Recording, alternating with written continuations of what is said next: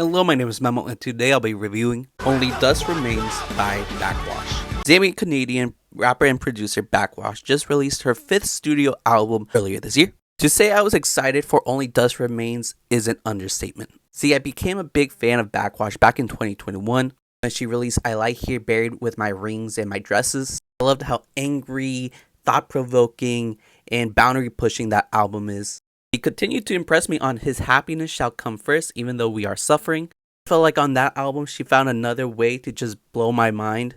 And she has done it once again with Only Dust Remains. What makes this new project so special to me is the direction that she decided to go with. Although it's still an emotional and passionate album, similar to her previous albums, I feel like the soundscape of this new album is a lot less intense. She kind of steered away a little bit from the industrial sounds that made her previous 2 albums so great.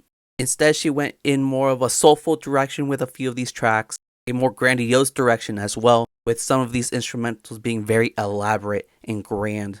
The way that some of these beats flourish is mind-boggling.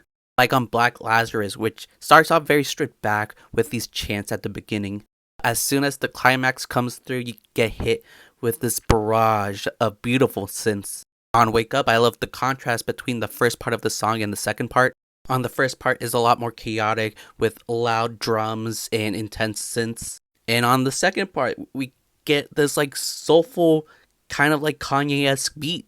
I also want to highlight Dissociation for that rock-oriented beat and the beautiful Chloe Hotline feature, which contrasts well with Backxwash's rugged rapping. Speaking of rapping, Backxwash is on point as always. Whether it's the technical aspect, the different flows and aggressive deliveries on some of these tracks is amazing. And although the soundscape of this album is very different from the last 2 projects, she is still being very vulnerable and very emotional on the lyrical side of things on this album, just like her previous albums.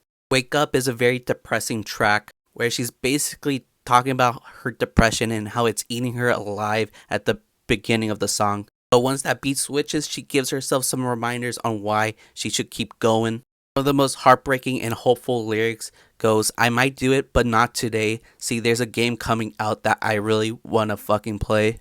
She's essentially finding any kind of reason to just keep going. On History of Violence, she is going over the horrors that is going on in Palestine. This is definitely a heavy track list, but a track list that I feel like everybody should give a try.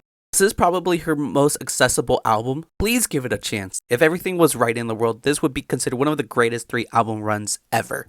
I'm definitely a big fan of this one. I'll be giving this album a 9 out of 10. Let me know what you guys think in the comments.